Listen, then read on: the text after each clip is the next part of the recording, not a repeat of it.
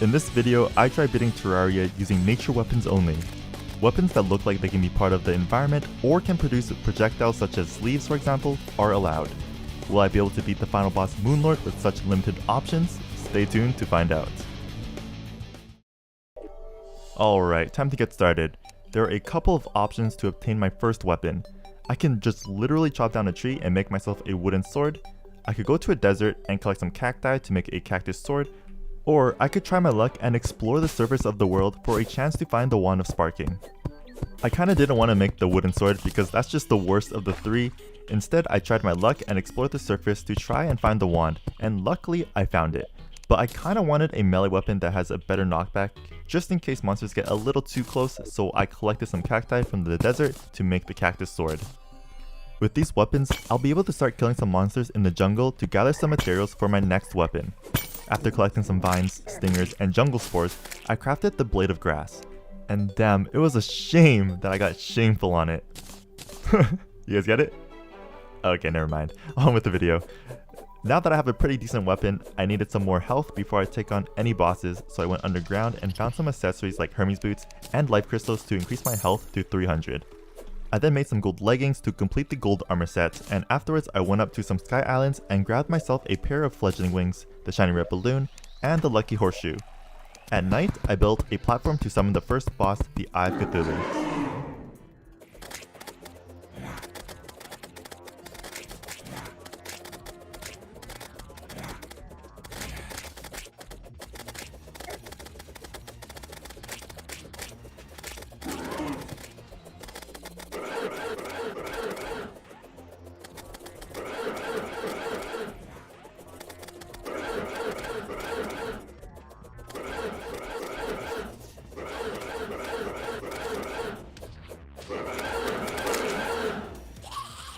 After defeating the boss, I built some NPC houses and then made my way down the corruption to summon the Eater of Worlds, and with the Blade of Grass, I was able to inflict poison onto every segment of the boss, so I was just seeing a bunch of ones everywhere.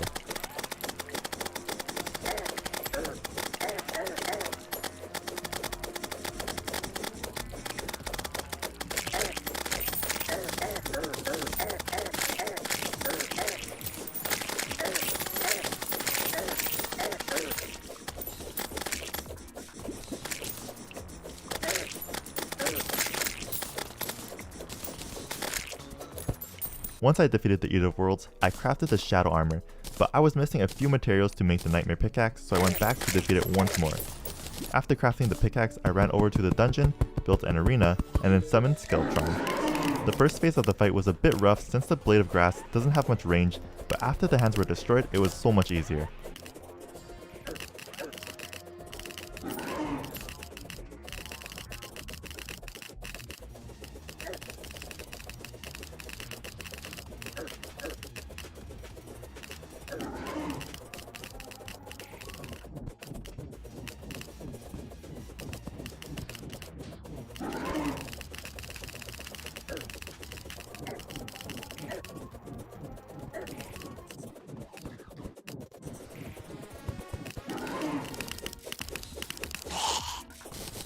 After defeating Skeletron, I went down the dungeon and found myself the Cobalt Shield and Shadow Key.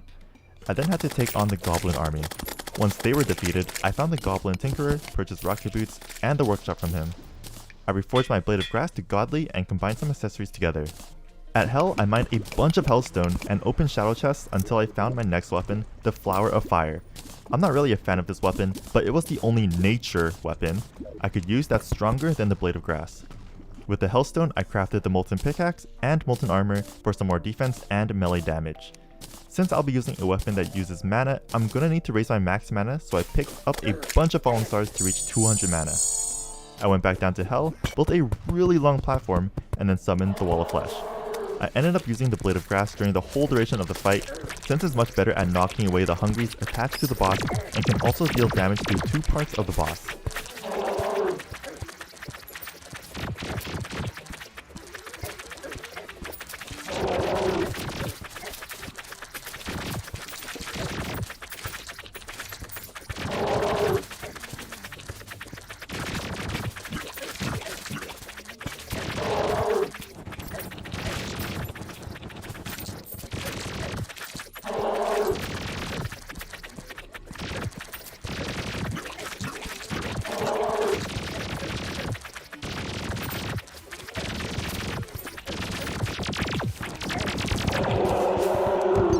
After defeating the wall of flesh and entering hard mode, I broke demon altars to spawn in some hard mode ores, and after mining enough adamantite, I crafted the adamantite armor set for mages. Now it's time for me to get another weapon, which is the Flower of Frost. I thought about just using the Flower of Fire to take on the mechanical bosses, but I wasn't sure if the damage was going to be enough. I went around the underground ice biome to search for ice mimics, because those are the only monsters that can drop the weapon. It took about an hour until one dropped from it. This weapon has 93 damage, which is around 20 more than the Flower of Fire, with a 34% crit chance, which is actually fairly high.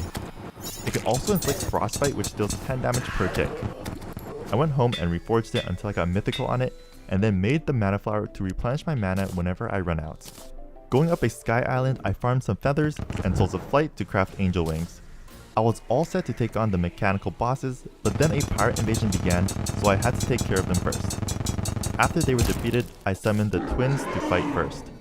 It was a bit hard to land my projectiles on them, but since the balls of frost can bounce up to 7 times, the chances of them bouncing back up and hitting the bosses were fairly high.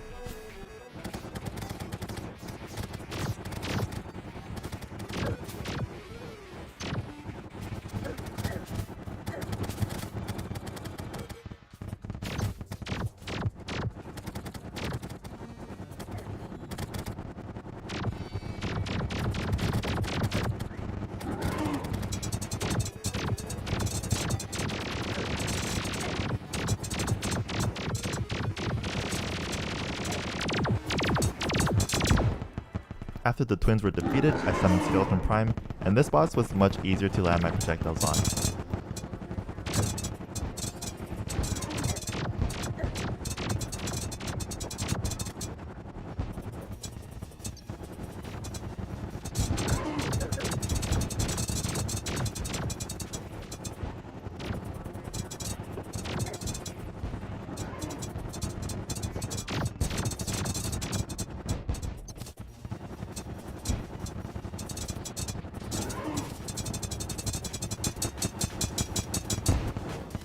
After defeating Skeleton Prime, I saw that there was still some time left in the night, so I decided to summon the Destroyer as well, but I misjudged how much time I had left, so the boss ended up despawning at around 30,000 health. The next night I summoned it again, and with much more time, I was able to defeat it.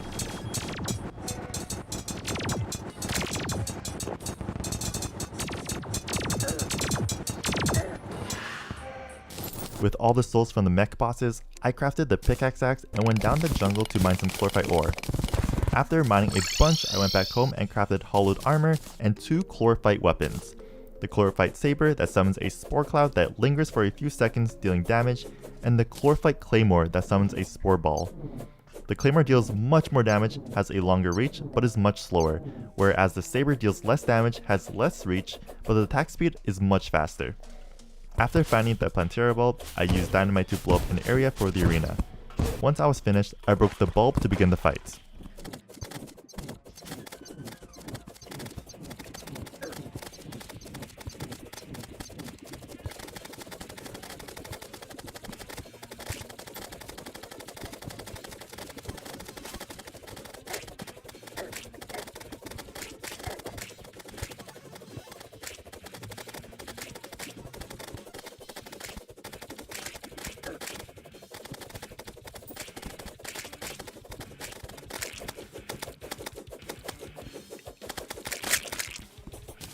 After defeating Plantera, I opened the treasure bag, hoping for either the Flower of Pow, Leaf Blower, Nettle Burst, or the Seedler. But of course, with my luck, I get the Venus Magnum, which is not a nature weapon, so I won't be able to use it. Luckily, I found another Plantera bulb, and after defeating the boss once more, I was able to get my hands on the Seedler, which was my preferred weapon actually. This weapon shoots out a seed that explodes into many fragments that deals damage upon impact. With this weapon, I made my way into the temple and summoned the golem. With the Seedler and Spore Sack accessory from Plantera combined, I took down this boss with no problem.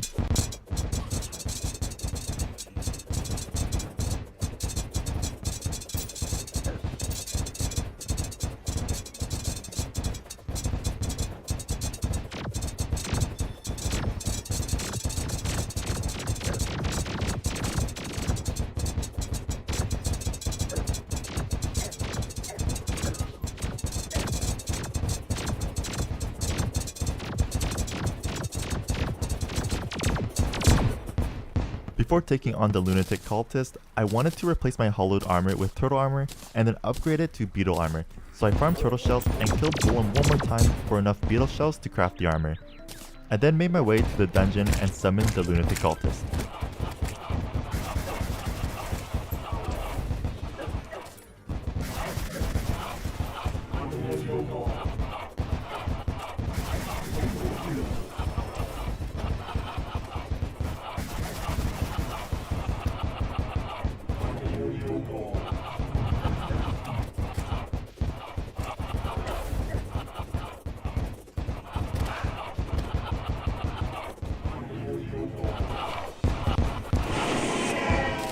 After defeating the cultists, I began destroying the celestial pillars, but I wasn't going to break all of them just yet. I destroyed 3 only because I thought about a weapon that could potentially be better than the Feebler, which was the leaf blower from Plantera. This weapon was going to be much more consistent in dealing damage because the projectiles can shoot in a somewhat straight line, and if I combined it with Spectre armor, it'll deal way more damage, which was exactly what I did. After getting the leaf blower, I went back to the dungeon and farmed enough ectoplasm to craft the Spectre armor with both helmets that give me the option to deal more damage or to heal myself. I then broke the last pillar to summon the final boss, Moonlord.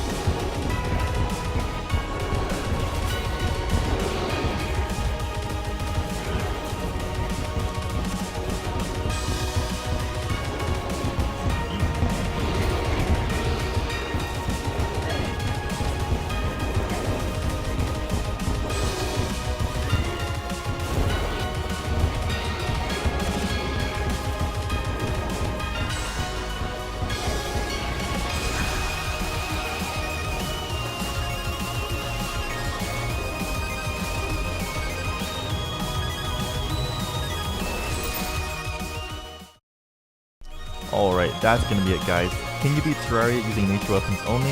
Yes you can. If you guys enjoyed the video, don't forget to leave a like, comment down below if you have any suggestions for future videos, and also subscribe to the channel. Thanks for watching, and I'll see you all in the next one. Peace.